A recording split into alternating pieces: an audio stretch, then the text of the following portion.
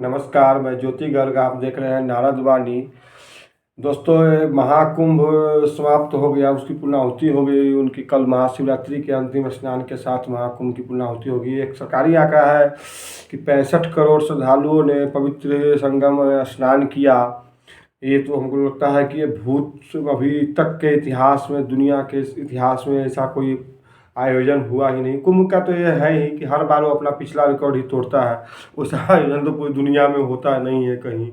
कि जो दो बड़े धार्मिक केंद्र हैं दुनिया के, वेटिकन सिटी और मक्का, उनमें हमें लगता है कि 12 साल पर ये महाकुंभ आता है। तो 12 साल जो वहाँ हज में या वेटिकन सिटी में लोग जाते हैं, तो 12 साल में जितने लोग जाते होंगे उससे ज़्यादा तो एक ही बार में महाकुंभ में हमको लगता है उससे कई गुना ज़्यादा आ जाते हैं। इसमें हमारी वायुसेना ने त्रिशूल का चित्र बनाकर आसमान में उसका और भी भव्य कर दिया उसके समापन को। उससे पुष्पों की वर्षा की। आज हम देख रहे थे कि योगी जी खुद गए हैं वहाँ और सफाई कर्मचारियों के साथ खुद सफाई का जिम्मा उठाया है। ये सब देखिए बदलाव कैसे आता है सामाजिक जीवन में। जब राजा कोई योगी हो जाए, तो कोई महात्मा यदि राजा बन जाए, तो फिर कैसा सामाजिक जीवन बदलता है और देश प्रदेश में कैसी खुशहाली आती है और सत्य सनातन की क्या गूंज पूरी दुनिया में गूंज रही है। हमें लगता है दुनिया में कोई भी ऐसा देश नहीं होगा जहाँ से लोग यहाँ नहीं आए और स्नान नहीं किया, डुबकी नहीं लगाया। और 144 वर्ष वाला जो था कि 144 वर्ष बाद ये आया है, उसने तो और ज़्यादा भीड़ जो है बढ़ा दिया। अब अगला अगला कुंभ होगा आपको 2027 में होगा महाराष्ट्र के नासिक में, त्र्यंबकेश्वर महादेव के ज्योतिर्लिंग है महादेव का, तो वहाँ पे होगा। और उसके बाद उसी साल रहेगा अर्ध कुंभ, एक ठो रहेगा यहाँ हरिद्वार में। और 28 में होगा फिर आपको उज्जैन में क्षिप्रा नदी के तट पे। और उसके बाद फिर 2031 में अर्ध कुंभ फिर लगेगा प्रयाग में। और फिर आपको उसके बाद फिर अगला महाकुंभ तो आएगा 12 साल बाद ही आता है। तो 25 में लगा था, तो एक ही बार अब 2037 में आएगा। और ऐसे इस कुंभ ने तो बड़ों बड़ों को जो है, तो इसमें हमको लगता है प्रधानमंत्री जी खुद, राष्ट्रपति जी, उपराष्ट्रपति, हर मंत्री, कोई भी किसी भी राज्य का मुख्यमंत्री था जो उसको थोड़ी भी सनातन में आस्था थी, तो विरोधी हो या पक्ष का हो, जो भी हो पक्ष, जो हिंदू अपने आप को मानता हो, जो सनातनी अपने आप को मानता है, वो सब वहाँ पहुँचे। ऐसा भव्य आयोजन तो कभी हुआ ही नहीं। और वहाँ से लोग जा रहे हैं, क्या बोलते हैं, भगवान राम की जन्मभूमि अयोध्या भी लोग जा रहे हैं। वहाँ से विंध्यवासिनी माता के बगल में है विंध्याचल, वहाँ भी लोग जा रहे हैं, वहाँ भी बहुत भीड़ है। उसके बाद आपको काशी विश्वनाथ के दर्शन करने लोग आ रहे हैं। वहाँ से जो जा रहे हैं वो तो टूर में है। उसके बाद आपको फिर वहाँ मथुरा वृंदावन में भी इसके कारण बहुत ज़्यादा भीड़ हो गई। और उधर एक छोटी सी एक अप्रिय घटना भी हो गई थी, तो आप लोग को मालूम ही है। वो मौनी अमावस्या 27 तारीख को थी, 27 जनवरी को। उसमें छोटी सी एक अनहोनी हो गई थी, उसका दुख सबको तो है ही। लेकिन फिर भी ये बहुत ही भव्य और सफल महाकुंभ रहा। और इसने एक चीज़ तो और है कि हिंदुओं को जो जातियों में बांटने की जो नेताओं की जो अभिलाषा थी, उस पर बहुत बड़ा कुठाराघात हुआ है।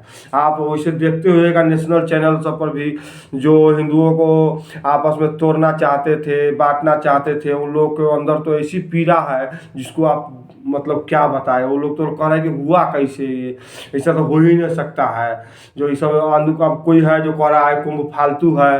अभी एक मैं ट्वीट देख रहा था, सुप्रिया श्रीनेत है राहुल गांधी जी के पार्टी की, उनके आईटी सेल की इंचार्ज है। वो तो अलगे कह रही हैं कि जो राहुल गांधी जैसा तो कोई संत अभी धरती पर है ही नहीं। उस ट्वीट आप पढ़ लीजिएगा, हम देखिए रहे हैं ये वाला ट्वीट।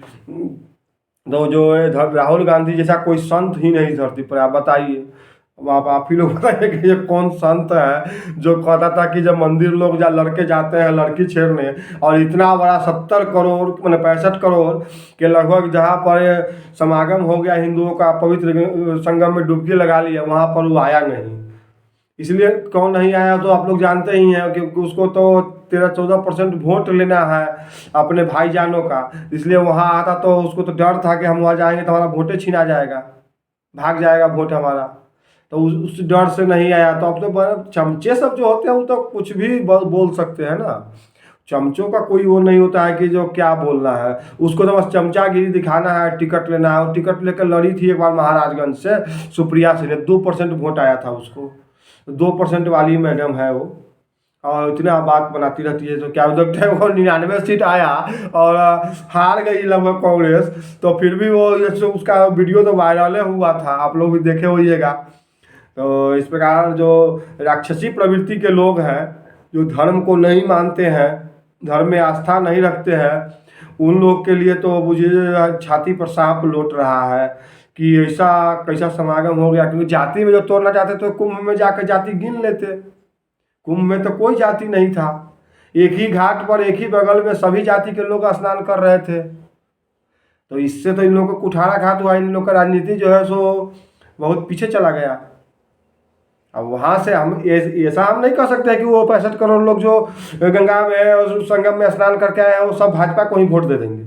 लेकिन नहीं, कुछ ना कुछ तो इन्फ्लुएंस होगा। आप लोग जो बोलिएगा जाति जाति, तो वो लोग भी तो जो आया है नहा के वहाँ से स्नान करके, वो तो देख के आया है कि क्या व्यवस्था है। उसके बाद व्यवस्था हम लोग तो जिससे भी पूछिए जो गए हैं वहाँ से आए हैं, उनसे आप अपने अगल बगल में भी पूछिए, आसपास में पूछिए, या आप गए हैं तो खुद भी बता सकते हैं कमेंट बॉक्स में आ करके कि वहाँ जो व्यवस्था किया सरकार ने। अभी उनके एडीजी लॉ एंड ऑर्डर का भी वो आया था ट्वीट ये वाला, तो उसमें उन्होंने कहा था कि हम कैसे उन लोगों ने सेवा किया है, ये बात तो माननी पड़ेगी, क्योंकि पुलिस की सहनशीलता को तो आप मानना पड़ेगा। और दूसरा चीज़, एक चीज़ और था वहाँ जोगी जी ने किया था कि हर भाषा में सूचना थी।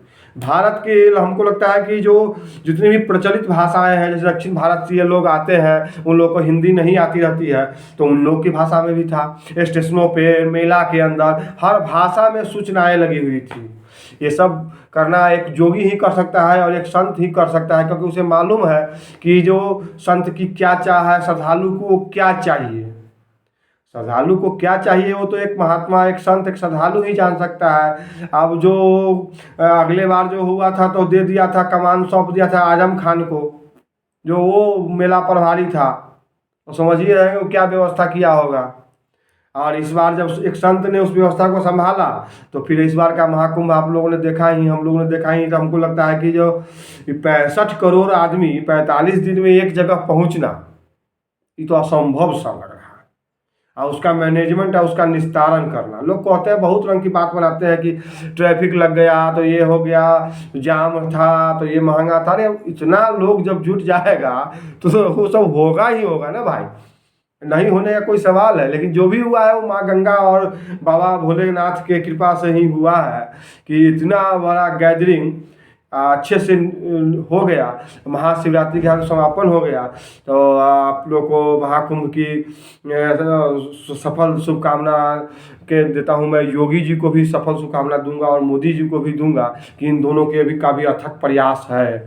और सारे पुलिसकर्मी, सफाई कर्मी, साधु संत, अवधूत योगी सभी को मेरा प्रणाम है, नमस्कार है कि उन लोगों ने जो अपनी धैर्य दिखाया, जो शुचिता दिखाई, उसके कारण ये महाकुंभ संपन्न हो पाया। तो इसी के साथ आज की नारद वाणी समाप्त होती है। नमस्कार। इस चैनल को सब्सक्राइब कीजिए, लाइक कीजिए और अपने दोस्तों के बीच शेयर ज़रूर कीजिए और बेल आइकन दबा लीजिएगा, ताकि आप लोगों को इसका नोटिफिकेशन मिलता रहे। और आप लोग कुछ कमेंट किया कीजिए ताकि हमारा भी हौसला बढ़े और मैं नए नए विचार आपके लिए लेकर आता रहूं। धन्यवाद।